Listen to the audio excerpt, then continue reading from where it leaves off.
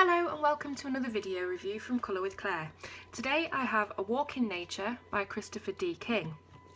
Christopher is an artist and illustrator living in Oxfordshire in the UK, and this is his very first colouring book. So first of all, before I even show you through it, it's a really thick book. It's got 100 pages, so you can imagine how thick that is. Plus the paper is super heavyweight as well, so it's really substantial feeling book just on first impression. It has this monochrome cover with these gold details, and it's a soft touch matte surface. On the back it follows through the same design, and there's a little bit of a blurb about the book. It's published by Austen Macaulay and it's available on Amazon for £9.99. That's in British GB pounds.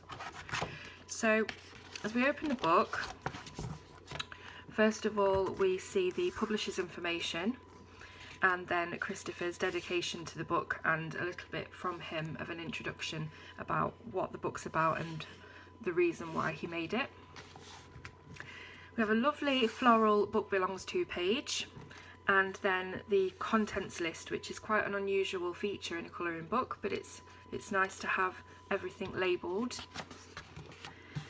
It then tells you that the book contains lots of hidden creatures which are shown inside, hidden in each of the illustrations, so you have to hunt them down, find them as you're colouring, and it gives you a list of what you can find, such as hummingbird, a scorpion, a centipede, etc. And here's a little bit of an acknowledgement.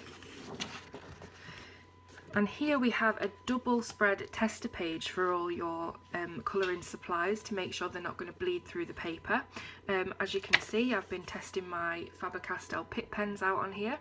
Anybody that uses Pitt pens will know that they are quite a heavy media, even though they aren't alcohol based, they are ink based. They're made from India ink. So they are quite heavy on paper and usually do bleed through a lot of colouring book stock. But on these, as you can see, absolutely nothing, not even a slight shadowing, just nothing at all. And that really is a testament to the thickness and the quality of the paper. It's really heavyweight. It's got a slight rough texture, so great for colouring pencils to grab that tooth. And it's bright white with really quite thick line work. So ideal for people, ideal for anybody really, because there is a difference in consistency of intricacy and simplicity in this book, so good for anyone, whether you like intricate illustrations or something a bit plainer and a bit simpler. As you can see, this is one of the more detailed ones. So this book is A Walk in Nature and is based on animals and the natural world.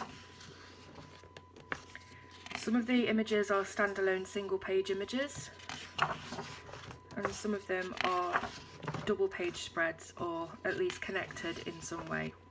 So you'll see we have like a zoomed in image of the fish and then more of a zoomed out image. So they do relate to one another, these double page spreads, but they're not necessarily joined together, if that makes sense.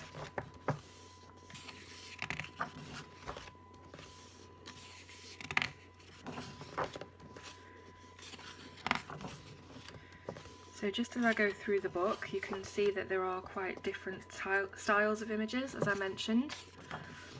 So some of them have fine line work with lots of tiny spaces, and some of them are a little bit more larger for you to colour the areas without having to use tiny fine liners. And here's an example of that double page spread that I mentioned, about where this page relates to this page and vice versa, but it's not the same image. So we've got the zebras and we've got the zebra print.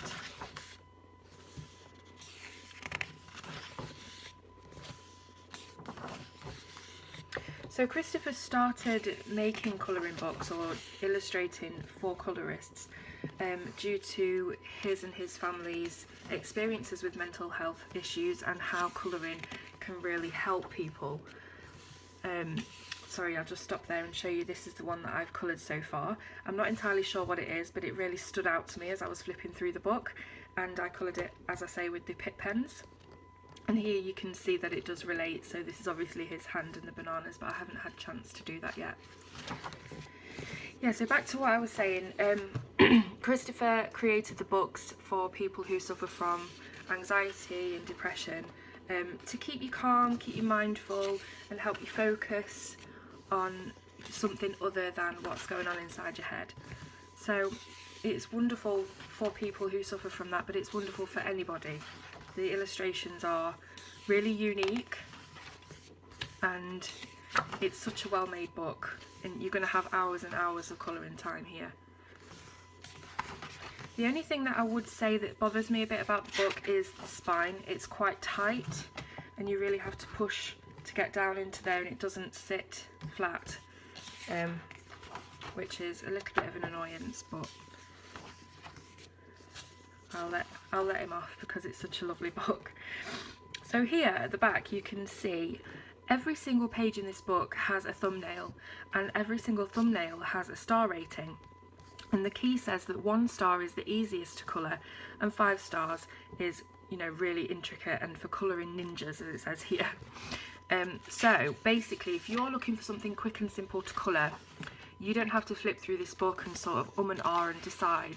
You can go straight to the back to this key and just see which star ratings you can choose for what kind of colouring you want to do that day. So as you can see, this is a 4 star, it's quite intricate, there's a lot on the page. And as you can see, this is a 2 star because it's quite open spaces and it's not going to take a long time to colour. So that's a really nice feature. It's not something I've seen before, or I don't think I have anyway.